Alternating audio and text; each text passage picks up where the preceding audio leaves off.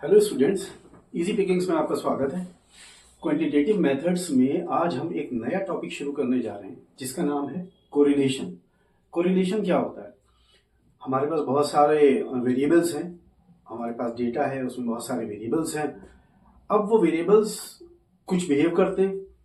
अगर हम उन वेरिएबल्स में से कोई भी दो वेरिएबल्स पिक कर लें तो उन दो वेरिएबल्स का आपस में एक दूसरे के साथ जो रिलेशनशिप होगी वो कैसी होगी, इसी को कोरिलेशन कहते हैं। अगर मैं बिल्कुल आसान लफ्जों में आपको बताऊं तो फॉर एग्जांपल अगर मान लीजिए एक x है वेरिएबल और एक हमारे पास y है, तो अगर x के अंदर कोई चेंज आता है तो उसका इफेक्ट y पे क्या पड़ रहा है, और अगर y के अंदर कोई चेंज आता है तो उसका इफेक्ट x के ऊपर क्या पड़ रहा है। तो ये x और y के बीच का जो कोरिलेशन होगा वो हमें बताएगा कि इन दोनों का एक दूसरे के ऊपर क्या इफेक्ट पड़ रहा है। अब इसका एग्जांपल आप ऐसे ले सकते हैं कि जैसे मान लीजिए प्राइस एंड डिमांड है। फॉर एग्जांपल कोई भी एक कमोडिटी है, मान लीजिए ये x ही है। अगर प्राइस जो है किसी भी चीज का बढ़ता है तो उसकी डिमांड जो होती है, मतलब परचेजिंग पावर आप कह सकते हैं, प्राइस और उसकी डिमांड जो होती है या परचेजिंग पावर, वो आपकी डाउन हो जाती है। बल्कि मैं इसको डिमांड नहीं कहूंगा, इसको मैं परचेजिंग पावर ही कहूंगा। Purchasing power.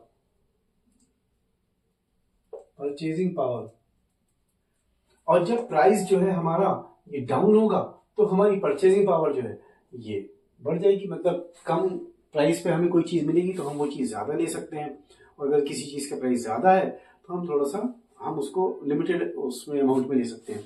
या आप इसको ऐसे समझ सकते हैं कि जैसे अब गर्मियों का सीजन आने वाला है, तो गर्मी जब बढ़ेगी तो आइसक्रीम की सेल जो है वो बढ़ जाएगी। तो आइसक्रीम की सेल मतलब गर्मी बढ़ी, टेम्परेचर इंक्रीज हुआ, टेम्परेचर आपका इंक्रीज हुआ तो सेल ऑफ आइसक्रीम जो है वो बढ़ गई। या गर्मी आएगी तो यूज ऑफ एसी है, एयर कंडीशनर है, वो भी बढ़ जाएगा। जैसे जैसे टेम्परेचर बढ़ेगा तो धीरे धीरे आप पहले फैन ऑन करेंगे, फैन से जब और टेम्परेचर बढ़ेगा तो आप कूलर पे आएंगे, जब कूलर से भी आप उनकी गर्मी वो बर्दाश्त नहीं कर पाएंगे, टेम्परेचर और बढ़ेगा तो फिर आप एसी यूज करेंगे। तो मतलब टेम्परेचर बढ़ा तो यूज ऑफ एसी ये भी आपका बढ़ गया। तो इसका मतलब क्या है कि अगर आपकी प्राइस बढ़ रही है किसी भी कमोडिटी की तो आपकी परचेजिंग पावर कम हो रही है, यानी प्राइस का परचेजिंग पावर के ऊपर एक रिलेशन पड़ा, एक इम्पैक्ट पड़ा। तो इन दोनों की रिलेशनशिप कैसी है, इसी को हम कोरिलेशन कहते हैं। अब कोरिलेशन जो है ये कितने तरह का होता है? कोरिलेशन मेनली तीन तरह का होता है। नंबर 1 हमारा पॉजिटिव कोरिलेशन।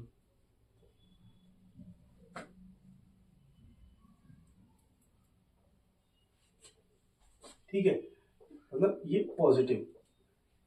इसके अंदर क्या होता है कि जब दोनों हमारे जो वेरिएबल्स हैं उनका जो डायरेक्शन है वो सेम हो, मतलब जैसे मैंने कहा था कि टेम्परेचर बढ़ा, ये अपवर्ड है, तो आइसक्रीम की सेल भी बढ़ गई, ये भी अपवर्ड है।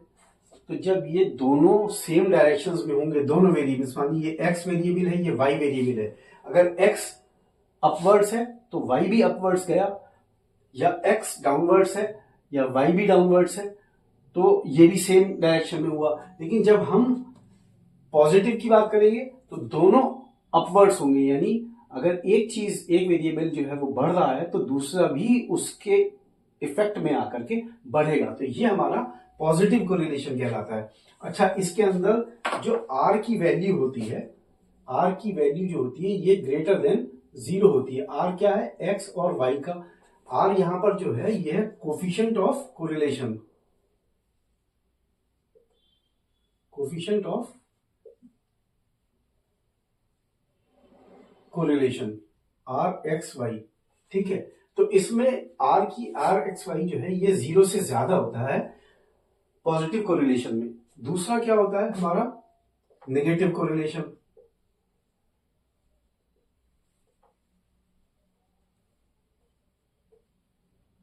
तो इसमें क्या होता है कि चेंज जो है डायरेक्शन आपका अपोजिट होगा।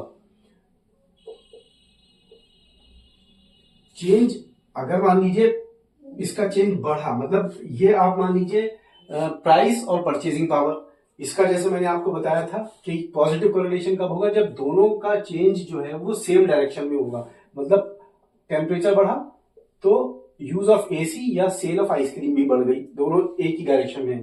लेकिन प्राइस आपका बढ़ा तो परचेजिंग पावर जो है वो आपकी कम हो गई, यानी ये अपोजिट डायरेक्शन में हो गए। तो जब जो चेंज जो होगा दोनों वेरिएबल्स का वो अपोजिट डायरेक्शन में होगा तो वो वहां पर नेगेटिव कोरिलेशन होगा। और नेगेटिव कोरिलेशन में क्या होगा कि जो कोफिशिएंट ऑफ कोरिलेशन है वो हमारा लेस देन 0 होगा।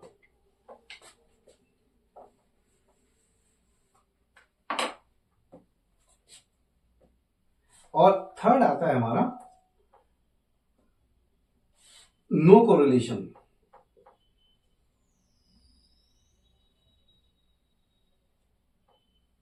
तो इसके अंदर क्या है कि नो कोरिलेशन, इसके अंदर आर एक्स जो है, आर एक्स वाई यानी कोफिशिएंट ऑफ कोरिलेशन जो है वो बराबर होगा 0 के।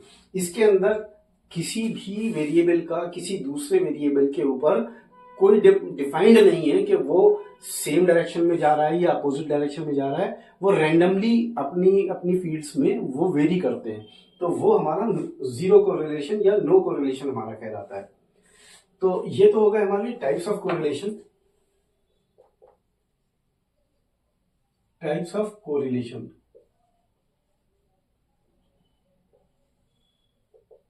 ठीक है, पॉजिटिव कोरिलेशन, नेगेटिव कोरिलेशन और नो कोरिलेशन। जब पॉजिटिव होगा तो कोफिशिएंट ऑफ कोरिलेशन जो है वो 0 से ज्यादा होगा। नेगेटिव में आर एक्स वाई जो कोफिशिएंट ऑफ कोरिलेशन है वो लेस देन 0 होगा। और जहां कोरिलेशन नहीं होगा, नो कोरिलेशन, तो वहां कोफिशिएंट जो आर एक्स वाई है वो इक्वल टू 0 होगा। अब हम आगे पता कर लेते हैं कि इसकी रेंज क्या है और पॉजिटिव और नेगेटिव में जितने टाइप्स के कोरिलेशन हैं उनका जो नेचर है वो किस टाइप का नेचर है, कितने टाइप का होता है, हम आगे वो समझने की कोशिश करते हैं। तो बेसिकली कोफिशिएंट ऑफ कोरिलेशन जो होता है वो हमें क्या बताता है, वो हमें उसकी दोनों वेरिएबल्स के बीच में जो रिलेशनशिप है उसकी इंटेंसिटी के बारे में बताता है कि वो कितने इंटेंस हैं। फॉर एग्जाम्पल, अगर मैं जो कोफिशिएंट ऑफ रिलेशन ये कोरिलेशन की बात करूं तो इसकी जो रेंज होती है वो -1 से लेकर के +1 के बीच में होती है। इसकी जो रेंज है वो -1 to +1, ये इसकी रेंज होती है, ठीक है। तो अब अगर मैं इसको हम एक लाइन पर इसको रिप्रेजेंट करते हैं, ये 0 है मिड पॉइंट, और ये रेड कलर से जो मैंने रिप्रेजेंट किया है ये नेगेटिव है, वैल्यूज है -0.25, -0.5, -0.75 और -1। यहां पर पॉजिटिव वैल्यूज है ग्रीन कलर में, ये 0.25, ये 0.5, 0.75 और +1। तो कोरिलेशन जब हम फाइंड आउट करते हैं तो अगर उसका कोफिशिएंट ऑफ कोरिलेशन हमारा -1 और +1 के बीच में आता है तो इसका मतलब उनके बीच में कोई रिलेशनशिप है वो। और अगर -1 और से बाहर हो, -1 से मतलब कम हो या +1 से ज्यादा हो, तो इसका मतलब आपकी कैलकुलेशन में कहीं कोई एरर है। वो रिलेशन, उसका मतलब जो कोरिलेशन है वो उसका प्रूव नहीं हो रहा है दोनों वेरिएबल्स के बीच में। तो अब इनकी जो इंटेंसिटी है वो कैसे होती है, इसकी जो कोरिलेशन है उसकी इंटेंसिटी के जो है 5 पैरामीटर्स हैं। नंबर 1 है हमारा परफेक्ट, नंबर 2 है वेरी हाई,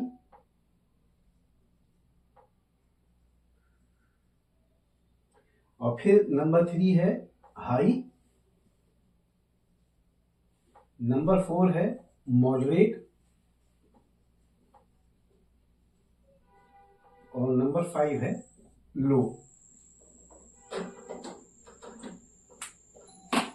ये जो कोरिलेशन है नेगेटिव और पॉजिटिव ये दोनों के लिए ही है। ये इसकी जो इंटेंसिटी के पैरामीटर्स हैं, जो क्राइटेरिया हैं वो ये 5 हैं। अगर परफेक्ट नेगेटिव है तो आपके कोरिलेशन की वैल्यू होगी -1, और अगर परफेक्ट पॉजिटिव है तो आपके कोरिलेशन की वैल्यू होगी +1। यानी कि अगर -1 आपकी वैल्यू आती है कोरिलेशन की, आप कैलकुलेशन करके सॉल्व करके जब आप आर की वैल्यू निकालते हैं कोरिलेशन की, ये आर, तो अगर वो -1 आती है तो इट मीन्स के कोरिलेशन परफेक्ट नेगेटिव है, और अगर +1 आती है तो कोरिलेशन परफेक्ट पॉजिटिव है।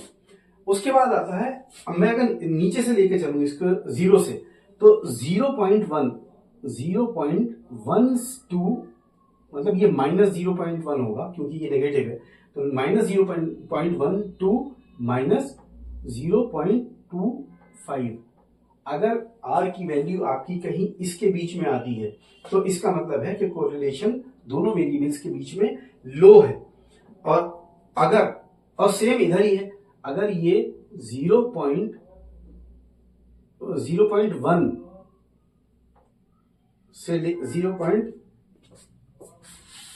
0.01 होगा, ये यहां पर भी 0.01, क्योंकि स्टार्टिंग तो 0.01 से होगी ना, तो 0.01 टू 0.25 अगर ये पॉजिटिव वैल्यूज आती हैं तो आपका कोरिलेशन जो है वो पॉजिटिव लो है।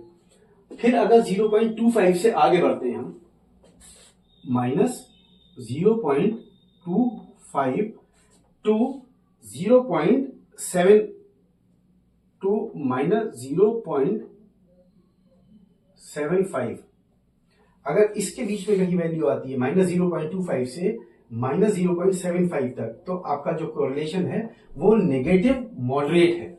और अगर आपकी पॉजिटिव आती है 0.25 टू 0.75, ये पॉजिटिव वैल्यू आती है तो आपका कोरिलेशन पॉजिटिव मॉडरेट है।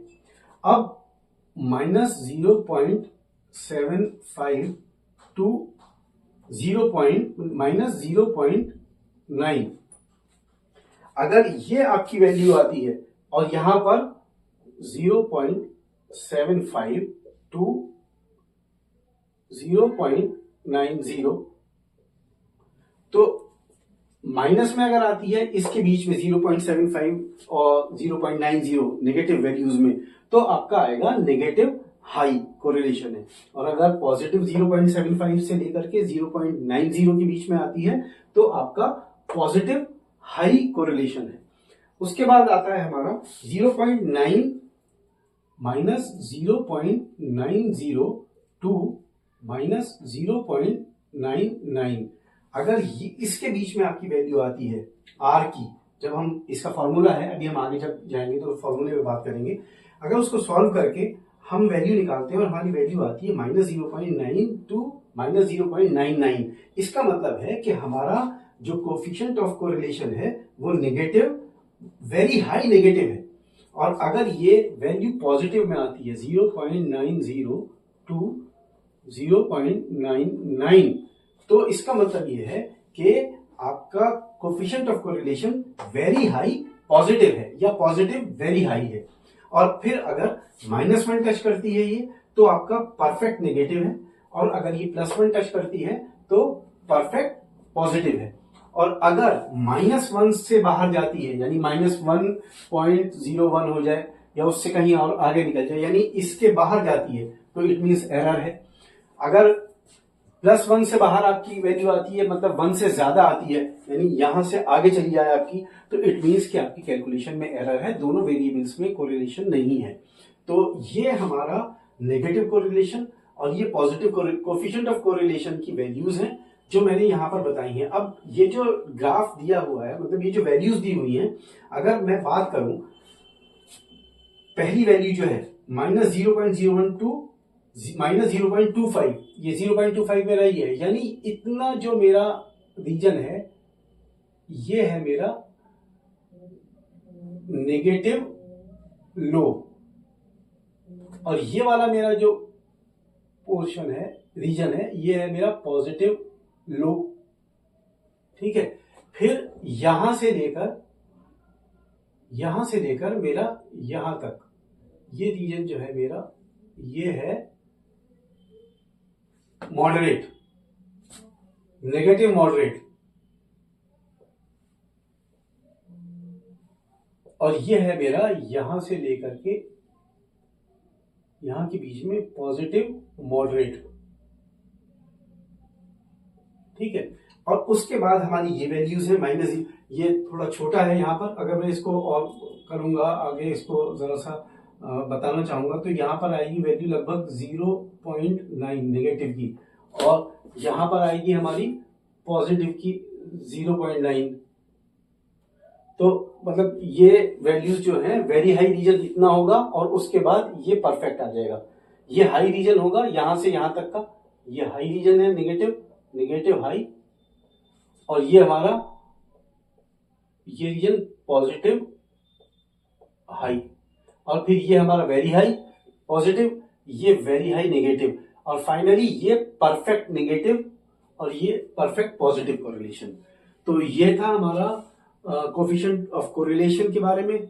और हम ये कोफिशिएंट ऑफ कोरिलेशन को किस टेक्निक से, कितनी टेक्निक से हम निकाल सकते हैं वो मैं आपको बता देता हूं। आप चाहें तो इसका एक स्क्रीनशॉट ले सकते हैं इस डेटा का, ये आपके कैलकुलेशन पर्पज से, इसका जब आप इसका जब सॉल्व करेंगे तो इसको ये आपके उस वक्त काम आएगा।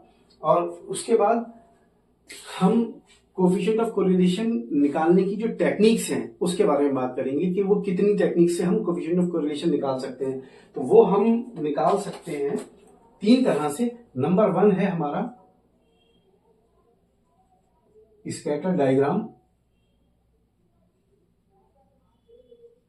बेसिकली ये जो है कोरिलेशन हम कितने तरीके से निकाल सकते हैं वो है number 1 scatter diagram, number 2 Karl Pearson's coefficient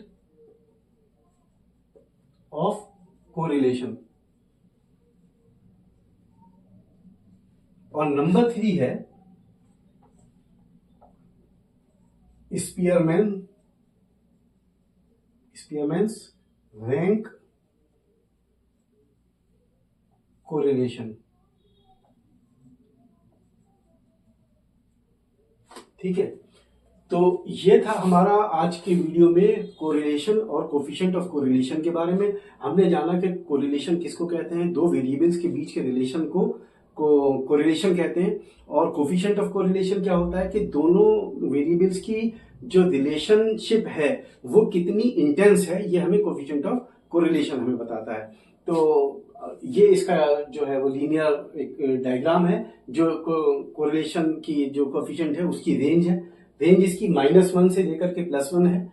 अगर -1 से बाहर और +1 से बाहर कोई डेटा आता है तो हमारे कैलकुलेशन में एरर है। इन दोनों के बीच में जो भी हमारी ये वैल्यूज आती हैं उसके हिसाब से ये कोरिलेशन की इंटेंसिटी बताएगा कि ये परफेक्ट नेगेटिव है या परफेक्ट पॉजिटिव है, या लो नेगेटिव है या लो पॉजिटिव है।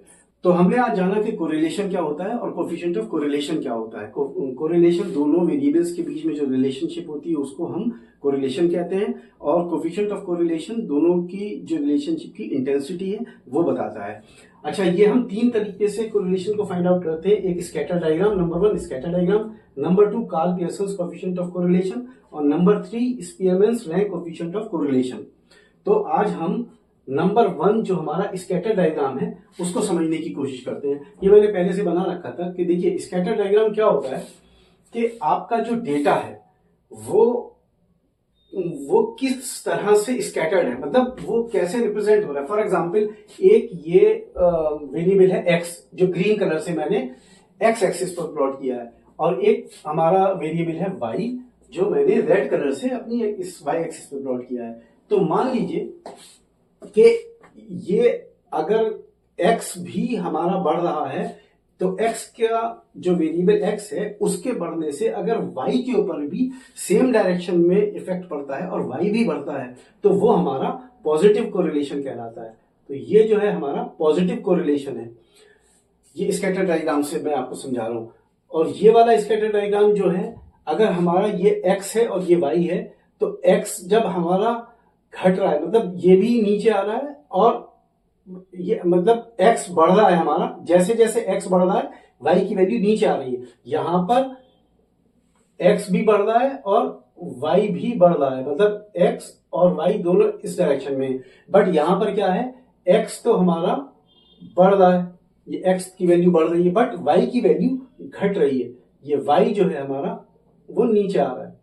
तो इसका मतलब क्या है कि दोनों के डायरेक्शन जो है वो अपोजिट हैं। तो जब दोनों के डायरेक्शन सेम होते हैं तो वो हमारा पॉजिटिव कोरिलेशन होता है। जब हमारा दोनों के डायरेक्शंस जो है वेरिएबल्स के वो अपोजिट होते हैं तो वो हमारा नेगेटिव कोरिलेशन होता है। अब ये नंबर 3 फिगर जो है ये हमारी पॉजिटिव कोरिलेशन तो है, बट ये एक ही लाइन पर लीनियर इसका रिप्रेजेंटेशन है हमारे डेटा का। जितनी भी हमारी ऑब्जर्वेशंस हैं वो एक ही लाइन पर हमारे लाई कर रही है। तो इसका मतलब क्या है कि ये परफेक्ट पॉजिटिव कोरिलेशन है। परफेक्ट पॉजिटिव कोरिलेशन यानी ये +1 है, इसका जो कोफिशिएंट ऑफ कोरिलेशन है वो +1 है। तो वो कुछ इस तरह से होगा, वो एक ही लाइन पे लाई करेंगी। यहां पर क्या था, ये है तो ये भी पॉजिटिव कोरिलेशन, बट ये एक ही लाइन पर लाई नहीं कर रहे हैं, कुछ अलग अलग ये डेटा लाइन करता है हमारा। अच्छा, ये नंबर 4 जो है हमारी इमेज, ये वाली जो है ये हमारी नेगेटिव कोरिलेशन है, और इसका जो डेटा है वो एक जो ये डाउनवर्ड स्लोप है हमारा उसको लीनियरली उसको रिप्रेजेंट कर रहा है, यानी उसी लाइन पर ये लाई कर रहा है हमारा डेटा। तो ये परफेक्ट नेगेटिव कोरिलेशन है। इसके अंदर जो आर की वैल्यू है हमारी वो -1 होगी, ये परफेक्ट नेगेटिव कोरिलेशन। नंबर 5 जो इमेज है हमारी ये है पॉजिटिव तो है, मतलब एक्स बढ़ रहा है हमारा तो वाई भी बढ़ रहा है, पॉजिटिव है, बट ये नॉन लीनियर कोरिलेशन है, क्योंकि ये एक लाइन पर इसकी ऑब्जर्वेशंस जो हैं वो लाइन पर लाइन नहीं कर रही हैं, ये स्कैटर्ड हैं, बट डायरेक्शन इनका अपवर्ड्स है यहां पर भी, और इसका टुवर्ड्स राइट है हमारे, मतलब पॉजिटिव है दोनों तरफ। तो ये पॉजिटिव नॉन लीनियर कोरिलेशन है। इसी तरह से ये जो नंबर 6 इमेज है हमारी, इसमें क्या है कि ये डाउनवर्ड्स है हमारा, मतलब अगर x की वैल्यू बढ़ रही है, यहां से x की वैल्यू बढ़ रही है, बट y की वैल्यू हमारी नीचे आ रही है, तो ये अपोजिट डायरेक्शन में हो गए, तो ये भी हमारा क्या हुआ, नेगेटिव कोरिलेशन है। लेकिन ये नॉन लीनियर है, क्योंकि ये एक लाइन पर ये डेटा हमारा लाई नहीं कर रहा है। तो इस तरह के जो स्कैटर डायग्राम रिप्रेजेंट करता है वो negative non linear correlation represent करता है। अच्छा, ये जो मैंने नंबर 7 इमेज बनाई है ये x एक्सिस पर है और ये y एक्सिस पर है। जो डेटा है हमारी, जो ये जो ऑब्जर्वेशंस हैं वो उसका किसी का किसी से कोई लेना देना नहीं है, मतलब ये इंडिविजुअल है अपने आप में, मतलब x के बढ़ने से y पे कोई फर्क नहीं पड़ रहा है, y के घटने से या y के बढ़ने से x पर, मतलब इन दोनों का कोई रिलेशन नहीं है। तो ये नो कोरिलेशन है, यानी इसके अंदर r की वैल्यू जो है वो 0 आएगी।